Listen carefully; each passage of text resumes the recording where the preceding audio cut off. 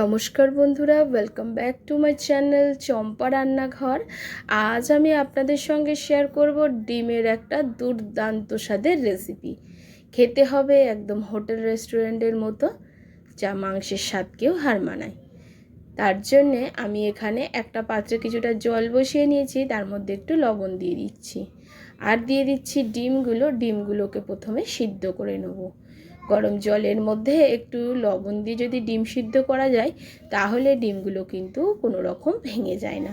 Please বন্ধুরা, প্রথম থেকে শেষ পর্যন্ত ভিডিওটি দেখবেন, ভিডিওটি কিন্তু বেশ ইন্টারেস্টিং। আপনারা এইভাবে কখনো ডিমের ঝোল না বানিয়ে থাকলে অবশ্যই একবার বানিয়ে খাবেন। বাড়িতে যদি কোনো আত্মীয় স্বজন আসে হঠাৎ করে, তাহলে এইভাবে ডিমের ঝোলটা বানিয়ে খেয়ে দেখবেন। এখন ডিমগুলো সিদ্ধ হয়ে গেছে আর হালকা গরম থাকতে থাকতে ডিমের খোসাটা ছাড়িয়ে নিতে হবে। একদম ঠান্ডা হয়ে গেলে ডিমের খোসা ছাড়াতে গেলে কিন্তু ডিমটা ভেঙে যেতে পারে। তার জন্যে হালকা গরম থাকতে থাকতে ডিমের খোসাগুলোকে আমি ছাড়িয়ে নিচ্ছি। সমস্ত ডিমের খোসা একইভাবে ছাড়িয়ে নিয়ে আমি ফিরে আসছি। ডিমগুলো দেখুন সব ছাড়ানো হয়ে গেছে। এখন একটা ছুরির সাহায্যে ডিমের ওপরে একটু কাট করে নেব। ঠিক এইভাবে একটু কেটে কেটে দেবো, তাতে ডিমের ভিতরে খুব ভালো করে তেল মশলাটা ঢুকবে। আপনারা চাইলে এইভাবে নাও কাটতে পারেন, তবে আমি কেটে দিয়েছি। এখন এই ডিমের মধ্যে দিয়ে দিচ্ছি পরিমাণ মতো একটু লবণ, একটু হলুদ গুঁড়ো আর একটু লঙ্কার গুঁড়ো। এবারে ডিমের মধ্যে হলুদ, লঙ্কার গুঁড়ো আর লবণ দিয়ে খুব ভালো করে ডিমগুলোকে মেখে সাইডে আমি সরিয়ে রাখবো। দেখুন বন্ধুরা, আপনারা যদি ভিডিওটি কোথাও স্কিপ করেন তাহলে বুঝতে পারবেন না আমি কী পদ্ধতিতে আর কী মশলা ব্যবহার করে এই সুস্বাদু ডিমের তরকারিটি বানিয়েছি। এখন ডিমগুলোকে আমি সাইডে সরিয়ে রাখব। রেখে মিক্সির জারে একটা মশলা বানিয়ে নিচ্ছি। দিয়ে দিচ্ছি কাঁচা লঙ্কা 4টে, দিয়ে দেব 1 ইঞ্চি আদা কুচি, দিয়ে দেব একটা বড় সাইজের টমেটো কুচি, আর দিয়ে দেবো 1 মুঠো পেঁয়াজ কুচি। এই সমস্তগুলোকে একটা মিহি পেস্ট তৈরি করে নেব। একটা কড়া বসিয়ে নিয়েছি, কড়ার মধ্যে দিয়ে দিচ্ছি গোটা জিরে, গোটা গরম মশলা আর গোটা ধনিয়া, একটা শুকনো লঙ্কা। এই সমস্ত গোটা মশলাগুলোকে শুকনো খোলায় খুব ভালো করে নাড়াচাড়া করে ভেজে নিতে হবে। এই মশলাটাকে গুঁড়ো করে নিতে হবে। এর মধ্যে আরও একটা জিনিস মেশাবো, তার জন্যে এই ডিমের রেসিপি হবে স্বাদে গন্ধে সেরা। এই মশলাগুলো, গোটা মশলাগুলো যখন একেবারে ভাজা হয়ে যাবে, মনে হবে কালারটা চেঞ্জ হবে, তখনই দিয়ে দিতে হবে 1/2 চামচ কাসুরি মেথি। কসুরি মেথি কিন্তু খুব বেশি টাইম নিয়ে ভাজতে হয় না, 1 থেকে 2 বার একটু নাড়াচাড়া করলেই এটা বেশ মচমচে হয়ে যায়। এখন মশলাটা পুরোপুরি ভাজা হয়ে গেছে, তুলে নেব। মাথায় রাখবেন এই মশলাটা যাতে পুড়ে না যায়, পুড়ে গেলে কিন্তু টেস্ট একেবারে খারাপ হয়ে যাবে। মশলাটা তুলে নেওয়ার পরে দিয়ে দিচ্ছি কড়ার মধ্যে সর্ষের তেল। এই সর্ষের তেলের মধ্যে প্রথমে আমি ডিমগুলোকে ভেজে নেব। এদিকে গোটা মশলাগুলোকেও গুঁড়ো করে নেব, আর ওদিকে আদা, পেঁয়াজ, টমেটো, রসুন সব কিছু বেটে নিচ্ছি। এবার নাড়াচাড়া করে ডিমগুলোকে হালকা করে ভাজতে হবে। ডিমগুলো কিন্তু খুব বেশি ভাজা হলে খেতে টেস্ট হয় না, হালকা করে ভাজতে হয় ডিম, তবেই কিন্তু খেতে বেশ মজা লাগে। এখন দেখুন বন্ধুরা, ডিমগুলো বেশ হালকা লালচে করে ভাজা হয়ে গেছে। এখন ডিমগুলোকে তুলে নিচ্ছি। যে তেল আছে তার মধ্যে একটু আলু ভেজে নিচ্ছি।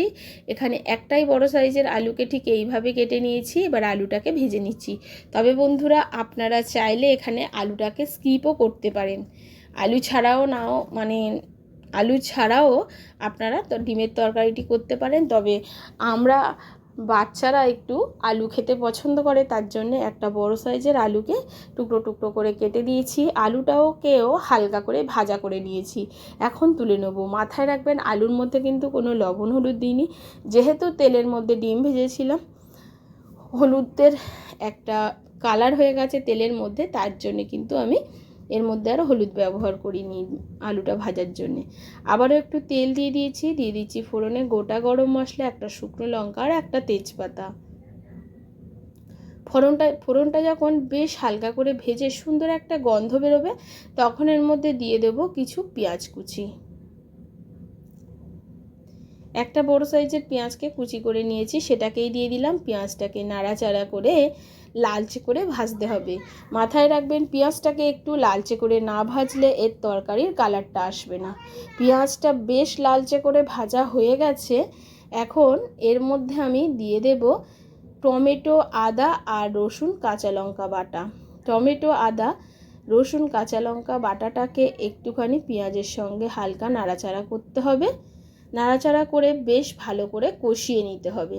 যতক্ষণ না এ থেকে তেল ছাড়ে ততক্ষণ পর্যন্ত এটাকে ভাজতে হবে।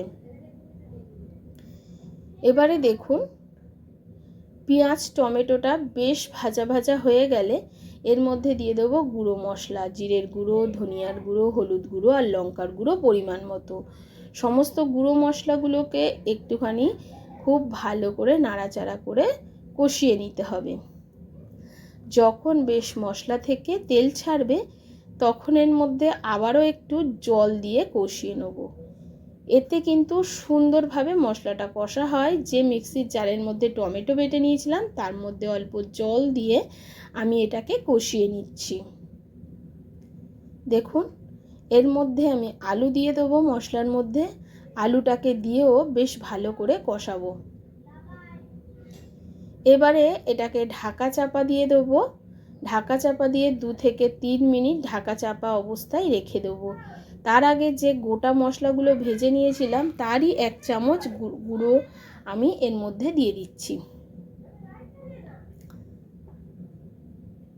আর দিয়ে দিচ্ছি পরিমাণ মতো লবণ। লবণটা দিলে আলুটাও কিন্তু বেশ তাড়াতাড়ি সিদ্ধ হয়ে যাবে।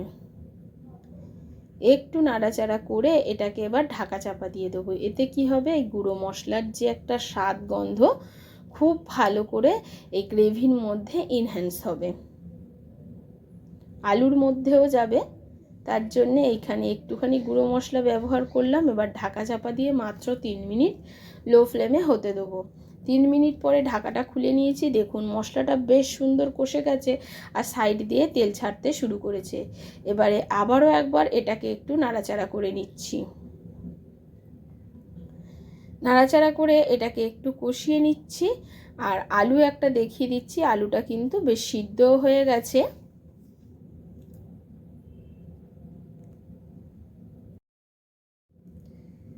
এবারে বন্ধুরা এর মধ্যে আমি দিয়ে দেবো পর্যাপ্ত পরিমাণে জল। আপনারা যদি ঝোল বেশি রাখেন সেক্ষেত্রে একটু বেশি করে জল দেবেন, তবে আমি একদম অল্প গামাখা রান্না করব, তার জন্যে অল্প জল দিলাম। ওই মিক্সির জার ধোয়াই জলটাই ব্যবহার করলাম। এবারে এটাকে আমি খুব ভালো করে জলটাকে মশলার সঙ্গে মিশিয়ে নিয়েছি। এবার এটাকে ফুটতে দেবো আর উপর দিয়ে এর মধ্যে দিয়ে দেবো ভেজে রাখা ডিমগুলোকে দিয়ে ওপর থেকে ঢাকা চাপা দিয়ে রেখে দেবো। কিছুক্ষণ ফুটতে দেবো ঢাকা চাপা দিয়ে। ওই ধরুন 2 থেকে 3 মিনিট, এর বেশি কিন্তু নয়। ডিমটাকে বেশি গ্রেভির সঙ্গে ফোটানো যাবে না, তাহলে ডিমগুলো শক্ত হয়ে একদম চামড়ার মতো হয়ে যাবে। তার জন্যে 2 থেকে 3 মিনিট মশলার সাথে একটু ফুটিয়ে নিলাম, যাতে মশলার স্বাদ গন্ধ খুবই ভালো করে ডিমের মধ্যে এনহ্যান্স হয়। এবারে একটু নাড়াচাড়া করে দেখিয়ে দিচ্ছি। দেখুন, মশলা থেকে বেশ উপরে তেল ভাসতেও শুরু হয়েছে। তার মানে আমাদের রান্নাটা কিন্তু একেবারে কমপ্লিট হয়ে গেছে। এবারে গ্যাসের ফ্লেমটাকে অফ করে দিয়ে আমি উপর থেকে দিয়ে দেব যে গুঁড়ো মশলাটা, যেটা গোটা মশলা ভেজে রেখেছিলাম, সেই গুঁড়ো মশলাটাকে যেটুকুনি আছে সবটুকুই দিয়ে দেবো। এই মশলাটা দেওয়ার কারণে এর মধ্যে আর গরম মশলা ব্যবহার করলাম না। এবারে বন্ধুরা এই মশলাটা দেওয়ার পরে এটাকে 10 মিনিট স্ট্যান্ডিং টাইমে ঢাকা চাপা দিয়ে রেখে দেবো, কারণ এই মশলাটা সবার লাস্টে দিয়ে আর ফোটানো যাবে না। আর কালারটা দেখুন বন্ধুরা কতটা সুন্দর হয়েছে। এটা কিন্তু খেতে বেশ টেস্টি ছিল। এইভাবে কিন্তু আপনারা পোলাও বা বিরিয়ানির সাথেও খেতে পারেন বা পরোটার সাথেও এইভাবে ডিমটা রান্না করে খেতে পারেন। অবশ্যই আমার আজকের রেসিপি আপনাদের কেমন লাগলো অবশ্যই কমেন্ট করে জানাবেন বন্ধুরা।